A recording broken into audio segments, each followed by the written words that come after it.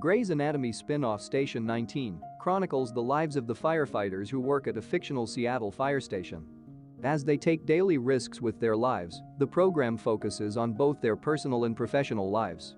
The story is more intense than ever as it entered its sixth season. In episode 6, the team was diverted from hosting a fire boot camp for young women when a helicopter was struck by lightning. Natasha then asked Jack to assist Vic in running the camp in its place. Things between Karina and Maya become even more heated inside as the tempest intensifies outside. Maya is taken to Grey Sloan after an accident at the firehouse in Station 19 Season 6 Episode 7, and when she rejects Karina's medical counsel, their friendship undergoes a sea change. The older women they encounter while on a scavenger quest are encountered by the men at Firehouse 51, and one of them is able to teach Sullivan the next step he needs to take with Ross. Vic and Andy see a terrifying and tragic case where they have to defend the racial profiling victim. Grey's Anatomy takes up where the previous episode left off, with the Station 19 team doing everything they can to save what they can of Meredith Grey's home.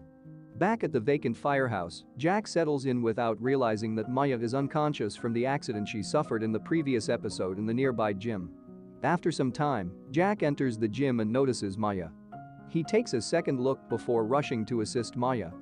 He carries her to his vehicle, where he drives her right away to Grey Sloan. Beckett is not pleased to see Chief Ross when she pays a call. Ross informs Beckett that she has been receiving criticism and worries about Beckett's management style. Beckett thinks right away that Maya is the one making the complaint, but Ross says that she has been receiving numerous complaints about Beckett withdrawing during calls. Ross offers Beckett mental health assistance, but he interrupts her and tells her he's fine. Ben is shocked when Travis claims that he instructed Eli to leak the Dixon tale. Travis acknowledges the unethical nature of his actions while defending them, but he is at a loss as to how to eliminate Dixon. Ben cautions him that this action could endanger the crew, particularly Crisis 1, and contradicts everything Travis said he stood for. Travis responds by promising to inform Eli that they cannot move forward with the plan after Ben accuses him of carefully following Dixon. 3 police officers are holding down a black adolescent when Andy and Vic are summoned to the scene. They admit that when they discovered him on the street after receiving a call about suspicious activity, he instantly began to run. While they waited for Andy and Vic to show up, they had been keeping him restrained. Vic convinces the cop to put her gun down. Eli is instructed by Travis to retract his actions in leaking the news. Ben overhears the conversation and doesn't appear to have forgotten Travis's decision to disclose the information in the first place. 3 elderly women enter the firehouse and stop them by informing Travis and Ben that they require assistance. Judith, one of the women, raises her wrists while wearing soft handcuffs. They explain that the handcuffs are on Judith because they are participating in a scavenger quest to win a cruise. Maya awakens at Grey Sloan, where Teddy and Jack help her understand everything. Karina is in operation when Maya calls out for her. Jack pledges to stick by her side until Karina arrives. Finally, Vic and Andy manage to convince the police to let the guy be so they can assist him. The young person claims that he went to the store to buy butter and that when the police kept coming closer, he became extremely nervous and fled. Vic walks over to a location where the officers can't hear him and makes a contact for assistance from a police liaison after he and Andy agree that the child doesn't need to be sedated. She informs me that this contact has now been transferred to Crisis 1. When Karina eventually locates Jack, he must inform her that Maya is present. Karina is immediately reassured by Maya that everything is good, but Teddy adds that it's more complicated than that. Teddy inquires as to whether Maya has lately been injured at work or overexerted, and Karina replies that Maya has been working out a lot. Maya assures Karina that it's nothing out of the ordinary and that she doesn't need to be there because everything is fine. Ben, Travis, Beckett, and Sullivan go through the women's roster. They want Sullivan to take a shirtless photo with them because the theme of all of their merchandise is firemen. Sullivan remarks that it seems a little strange to enter and request a picture, but one of the women insists that they must win this for themselves in order to obtain the photos they require. Karina refuses Maya's requests for release, telling her angrily that she must return to work. She advises Karina to stop assuming she is aware of her requirements. Vic claims to the police that he doesn't need to be put under sedation, but they insist that he was acting erratically and suspiciously. Vic and the officers get into a fight over how they manage the situation, but Dixon arrives and tells Andy and Vic to leave his officers alone. Vic informs Dixon that if he wants to take the child in, he'll have to go through them. Chief Ross appears to take over for Vic. Theo steps in and tells them that Ben is disappointed in Travis for making a mistake after Judith wonders why Travis is upset. Travis responds by asking the women who Shirley is, a name they had previously refused to discuss. According to Judith, they had a falling out with one of their bridge club friends, but given everything they've been through, they think they'll all ultimately mend fences. Ross quickly shuts down Dixon's efforts to talk down to her. Dixon should urge them to back off, Ross warns, or they'll have to play it tough. Dixon decides to go the difficult route rather than choosing the simple solution. For the guys at the firehouse, the ladies put on a fashion display. One of the diabetic ladies, Donnie, has trouble standing up, so Sullivan helps her go to the kitchen to get something to eat. When Karina approaches Jack, he admits that when he first discovered Maya, he believed she had passed away. He was unable to stop thinking about Dean and was unable to manage losing another member of his family. When Dixon tries to bring the child in again, he becomes frightened and flees. While Andy holds the child as he experiences a panic attack and attempts to calm him down, Ross and Vic stand between the officers and their tasers.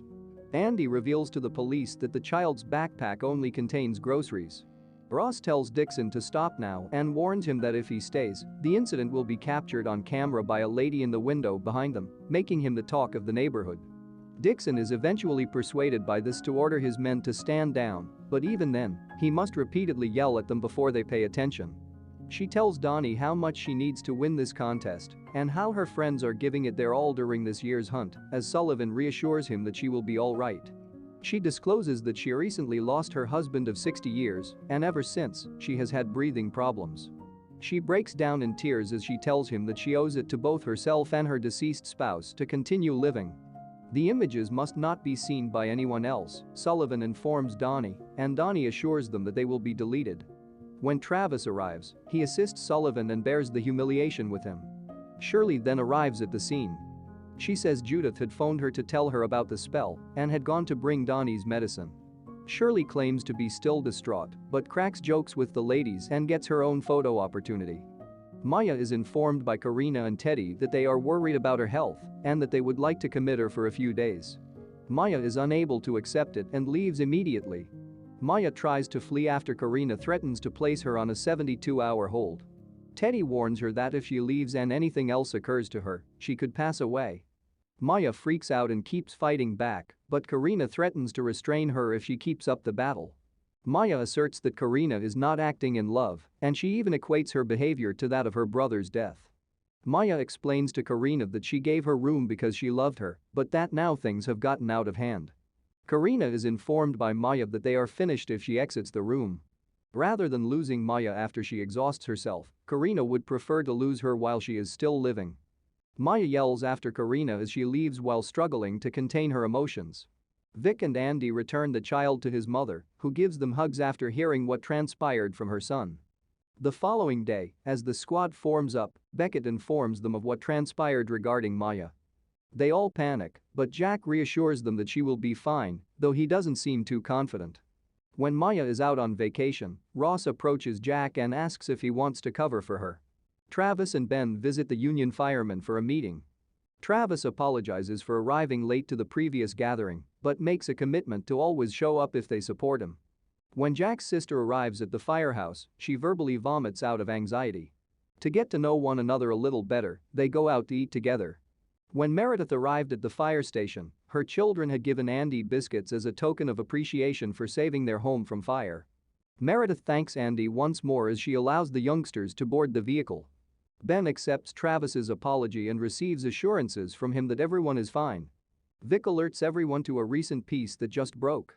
The tale of Dixon's domestic dispute. Travis is shocked because Eli warned him that he would kill the tale. Since Donnie was a 30-year military spouse, Sullivan runs into Ross on the roof and informs him about his conversation with Donnie.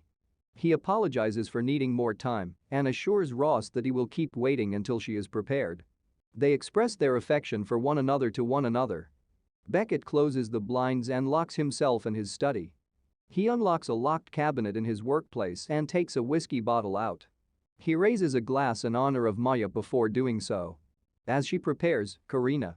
Andy stops by Maya's hospital room and stays with her in the interim.